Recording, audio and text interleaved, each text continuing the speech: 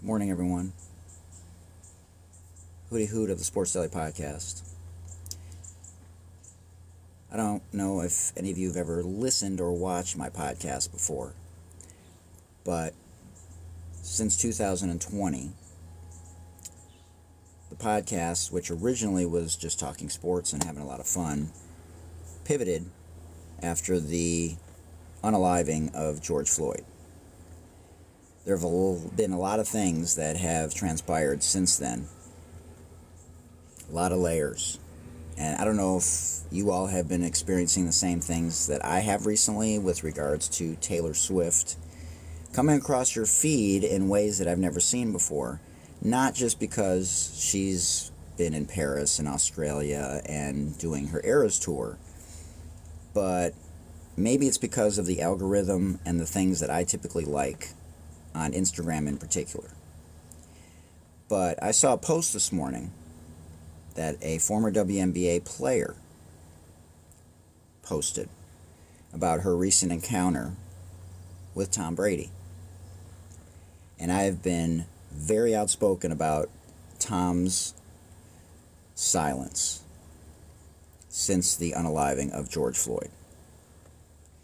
And first, let's just establish the fact that when it comes to Taylor Swift,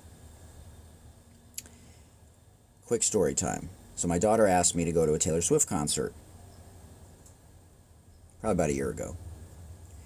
And she said the tickets were about $1,500. Now, obviously we've all known about Taylor Swift, and more recently she has taken things to a whole new level because of the NFL and her dating Travis Kelce and some other things that have come back into the forefront that remind us of how magical and special she is. But my knee-jerk reaction was no way. There's no way that I would ever pay $1,500 for a ticket to anything unless the Detroit Lions were in the Super Bowl. Pretty serious about that. You know, when you only got one kid, you only got one chance. So I felt like I had a responsibility, just like in the case of Snapchat, which I have had a hard line in the sand, a big no when it comes to Snapchat and my kid. I felt like I had a responsibility to do some homework with regards to Taylor Swift. So I did. So I did a deep dive into Taylor Swift.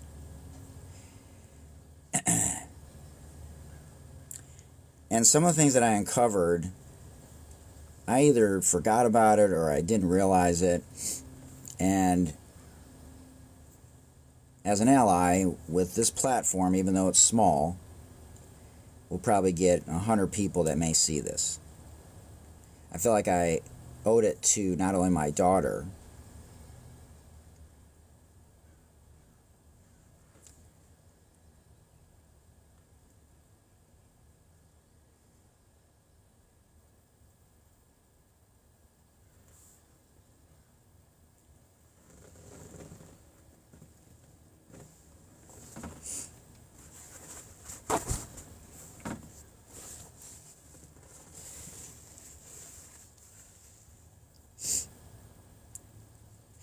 I thought it was going to be later if I was going to lose it.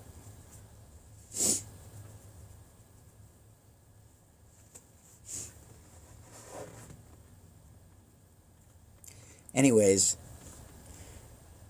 not only did I feel like I owed it to my daughter to do a deep dive with Taylor Swift. Jesus Christ, I feel like I'm speaking at a funeral.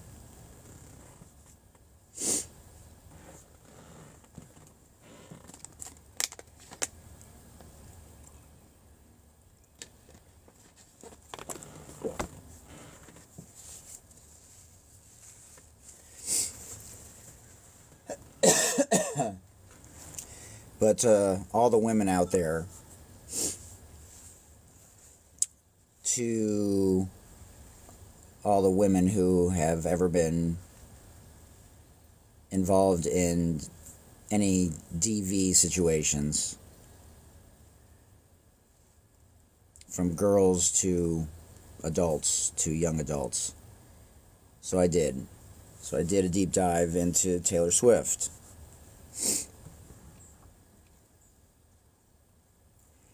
I didn't even necessarily like her music.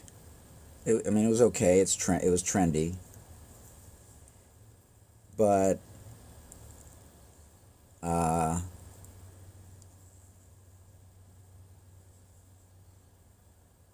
what she's had to overcome, and I'm going to talk about a few of these things. And for those of you that don't know who this is, as a sidebar, let me digress for a second and get my life together. Colin Kaepernick played in the NFL. He took his team to a Super Bowl. He kneeled. He was the first player to kneel, not the first in sports ever to protest social injustice or police brutality, but he was the first in the NFL to kneel. And he has been white-balled ever since. And so when I saw that post this morning from a former WNBA player referencing Tom Brady, and I'm going to try and bring this home as much as I can, I thought about a lot of things. And I felt like I had a responsibility to once again, as I have done over 100 times probably on my podcast, share my opinions about not only Tom Brady, but the other white quarterbacks in the NFL, and their continued silence when it comes to Colin Kaepernick. So back to Taylor Swift. So after I did a deep dive into Taylor Swift and finding out more about her, about Swiftonomics, and what she does for the cities that she performs in, and what she has done for the industry, and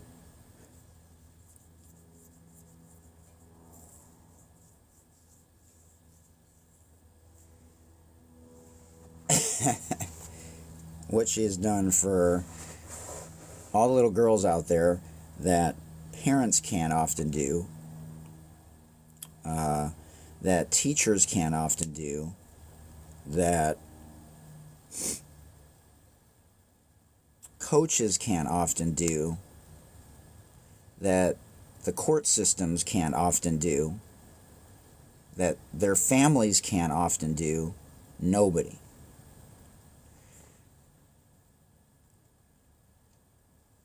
And I've never been a big idolization person. I'm going to talk a little bit more about that in a second here. Tom Brady was one of those guys. Man, I love Tom Brady. Before 2016. So fair to say, after I did my homework on Taylor Swift and I learned all the things that I could in a short period of time, because Taylor Swift was coming to Los Angeles. And everyone and their mother literally wanted to go to a Taylor Swift concert in SoFi Stadium, including my daughter. So I thought about it, and I basically said, if you want to go and we can find tickets, no matter how much they are, I'm good with it. So it turns out that we ended up getting 2 tickets because a friend couldn't go, but I would have paid the $1,500 for each ticket or whatever it would have been. I know there's people that have paid way more. There are people that have gone to her concerts overseas. More people have gone overseas to watch her than will go to the Olympics from the United States. But I want to talk about Taylor Swift in terms of how she's leveraged her platform, how she has overcome what happened to her with regards to Kanye West and her sexual assault trial, where she sued former DJ who sexually assaulted her for $1. A symbolic $1. So like I said earlier, I don't know if this has been the case with all of you or it's just me because of the way that I navigate Instagram in particular, but Taylor Swift has been all over my feed. Like, all over it. And I could listen to her all day. Just like when I watch all those inspirational American Idol tryouts or America's Got Talent. I literally live for those things. And personally speaking, the reason I coach and have coached for 33 years, and the reason I love people like Taylor Swift, besides what I just talked about, is because of the magic that she brings. Not her as an idol, not necessarily because of her music, but the magnitude of her impact in society. Like, I basically was raised by women. My 2 aunts, I had 6 dads, but none of them were ever around. 2 of them unalive themselves. So there's that part. So I was basically raised by my mom. Grandfather played a big role, my grandmother, my 2 aunts, so a lot of women. So I've always had a soft spot for women and just sort of seeing the world through maybe a different lens than maybe some other boys. I can't even imagine how hard it must be to be a woman and someone living in the black and brown community still today. Even though social media has been the best thing that has ever happened to women and the black and brown community. And so that leads me to my point that I was trying to make today about Colin Kaepernick and the reference to Tom Brady that the WNBA player made when I woke up this morning. And I just thought to myself, man, Tom Brady's not Taylor Swift. But the power of one person and what he could have done for this guy and what he could still do for this guy, he's done none of it. And he's not alone. Aaron Rodgers, Peyton Manning, Eli Manning, Tony Romo, Troy Aikman, Aaron Rodgers, none of them have done anything to stand up for their fellow quarterback who could still play in the NFL. He's still good enough to play in the NFL. And Tom Brady has done nothing. He's done nothing. Taylor Swift has shown more courage for girls, for women, to talk about one of the most difficult things you could ever talk about publicly. About being sexually assaulted. And she gets the praise that she deserves. Maybe people don't like that she's involved with the NFL and it's too much and it was enough already. But man, what she's overcome from a mental health standpoint, what she's overcome with Kanye, what she's overcome with the sexual assault, and how she's leveraged her platform. And Tom Brady and Aaron Rodgers and Peyton Manning and Eli Manning, Troy Aikman, Tony Romo, all those motherfuckers. They don't say shit.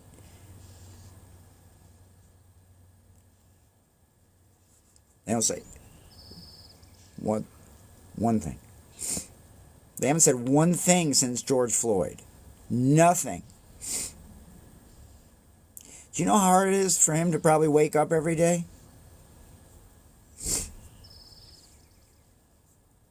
Do you know how hard it is for Bruce Maxwell to wake up every day? The first Major League Baseball player to kneel?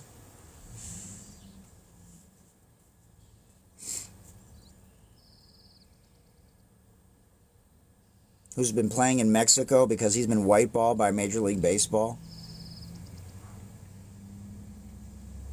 Do you know how hard it must be still to be a female in this society and someone in the black and brown community. So, I wonder, now this is a long shot, but I wonder if Tom would wear or any of his fellow white quarterbacks would wear a Justice for Tyree Nichols shirt. Do you even know who Tyree Nichols is, Tom? Who was unalived by Memphis police because of the color of his skin.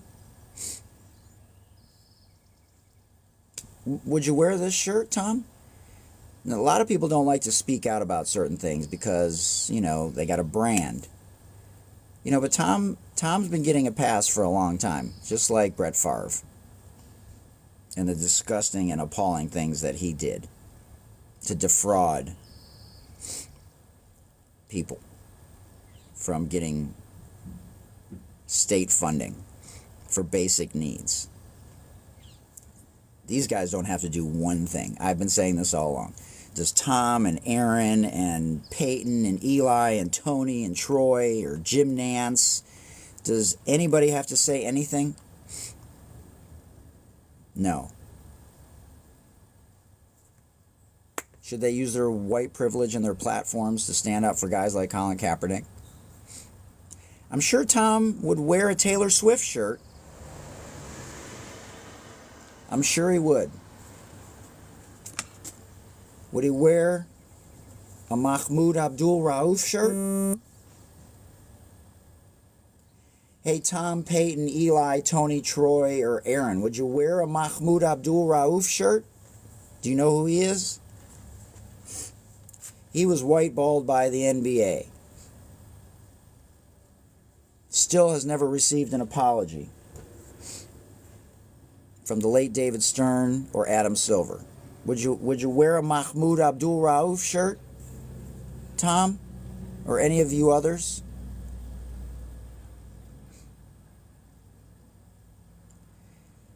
So I can't for the life of me understand me when I look at a Caitlin Clark who didn't ask for the mantle, who is doing more for girls and boys out there.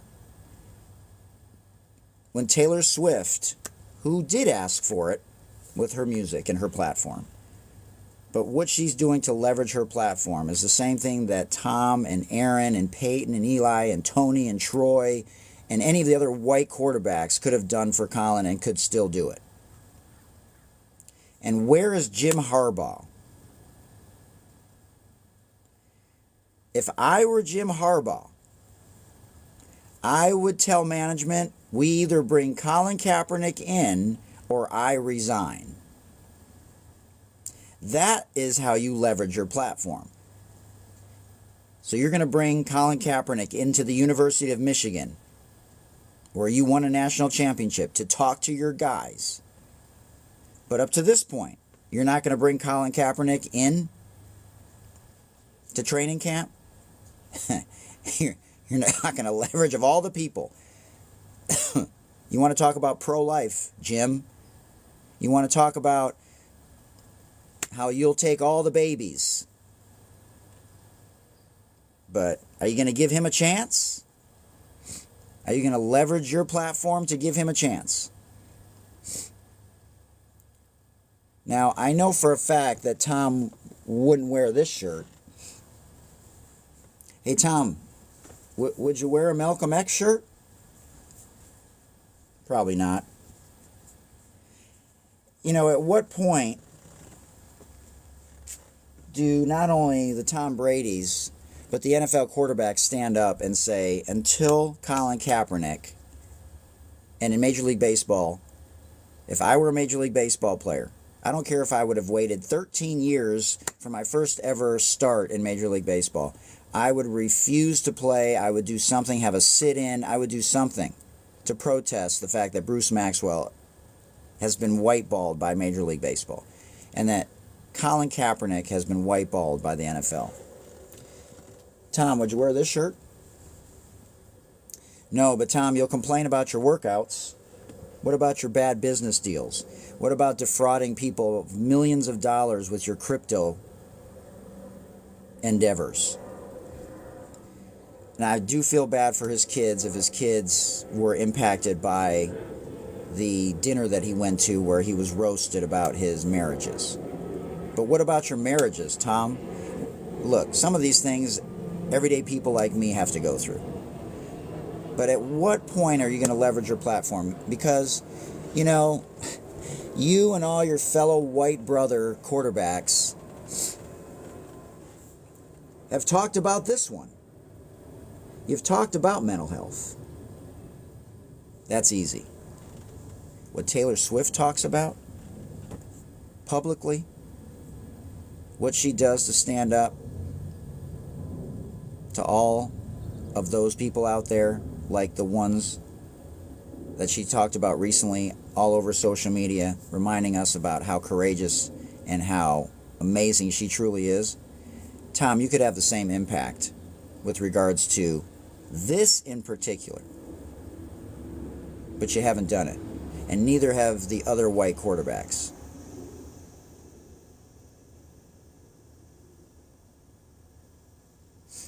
I'm sure you'd wear this shirt too, Tom. I'm sure you'd wear this shirt as a part owner of a WNBA team and as a part owner of an NFL team. I'm sure you'd wear that shirt, wouldn't you? That wouldn't be hard to wear.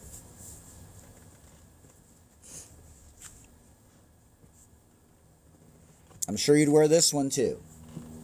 Maybe. I'm sure you'd wear a mental health shirt. But you know what, Tom? I may not have the platform that you have, but I can tell you this. I'm not going to be silent. It's bigger than ball, Tom. It's bigger than ball. And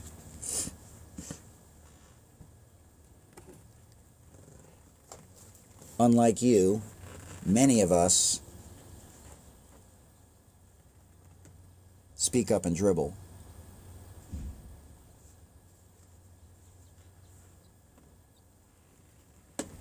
And I'm absolutely bothered.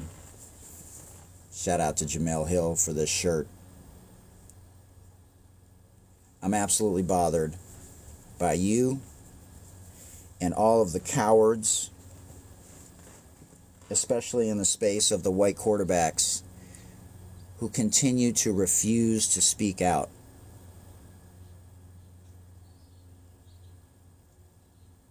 And leverage your platform.